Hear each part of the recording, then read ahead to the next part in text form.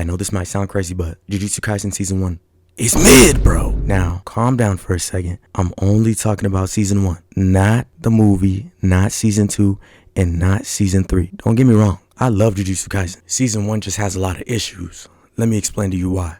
Y'all know how the story goes. His grandpa dies. He finds his cursed finger with his friends, and then he eats the cursed finger.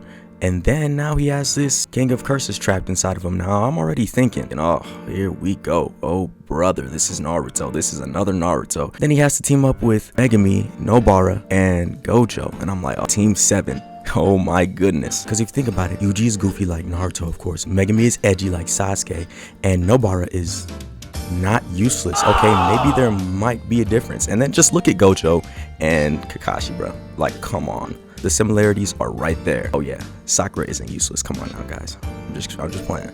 We get introduced to a bunch of new characters, and it's kind of quick. Like, you probably won't even remember their names. I'll give you one for example, like Todo, Mai. If Season 1 is all you watched, you probably won't remember them at all. Junpei.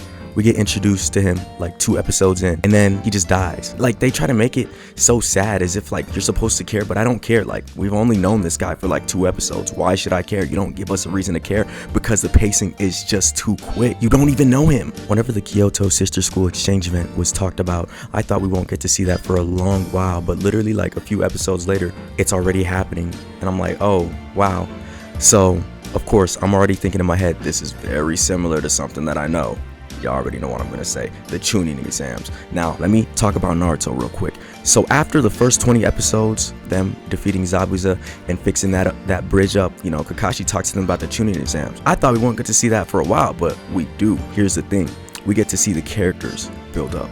Like, you see Gaara hanging from that one tree, and you see Kankuro bullying Naruto, and you see Temari. Those 3 characters play huge roles into the Chunin exams, and you get to see Sasuke fight him at the end. Now, of course, you know, it gets interrupted by Village of the Sound. It gets raided, but you know, the suspense is there. There's actual structure.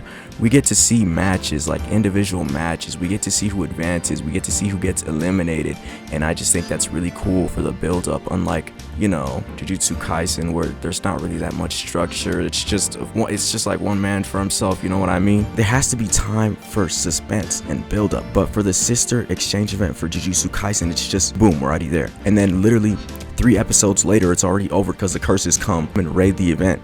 Literally 3 episodes after the event started. Like, of course I'm not gonna be excited for that, but in Naruto, since there's build up, of course I'm gonna be excited. It's like a whole twist. I'm like, whoa, like this is crazy, because it's multiple episodes. It's like it builds up to it. Another thing that I wanted to mention, there's no like fear of death. There's no, you know, stakes.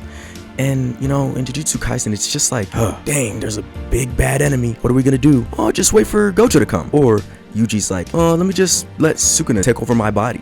Now, I will say, in Season 1, there was one time where Yuji wanted Sukuna to take over, and Sukuna was like, hell nah, and he started laughing. I like that. I love that part. Overall, it's usually just let Gojo come. We'll be good. See, in Naruto, in the Land of Waves arc, even though Kakashi was there, you still felt fear. You still felt danger. Because in Jujutsu Kaisen, Gojo, they just make him too OP. I like what they do to him in Season 2. There was one time in Season 1, Gojo was literally fighting somebody, and he stopped the fight to go get Yuji, so Yuji could watch him beat the hell out of Jogo. It was actually crazy, bro. That's how strong this dude is. And if for someone doing that, you're not going to be worried if a scary enemy comes with Gojo being around, you know what I mean? Season 1 definitely did leave a bad taste in my mouth. Whenever I heard that a movie was coming out a year after, I didn't watch it at all. I didn't go to theaters to watch it. I watched it a year after it came out, because I was like, you know what, I mean, I might as well watch it. I'm not doing anything. And holy, I'm so glad I did that, because me watching that movie literally saved the series for me. I don't know what it was, but the pacing was good, the story was good, the new character introduction about Yuta, it was just like a breath of fresh air. And after I watched that movie, man, I knew that Season 2 was gonna be insane, which it was. Hidden inventory, that was amazing. We get to see Gojo vulnerable for the first time ever. That was beautiful.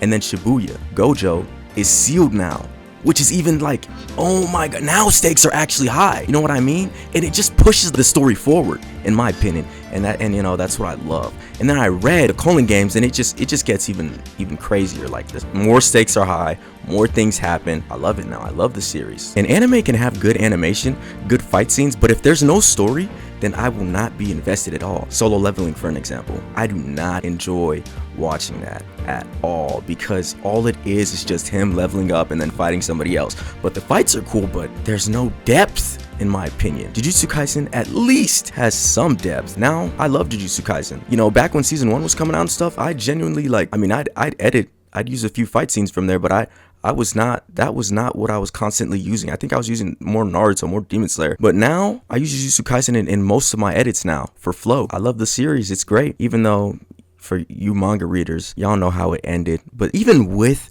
that ending, Jujutsu Kaisen will always have a special place in my heart.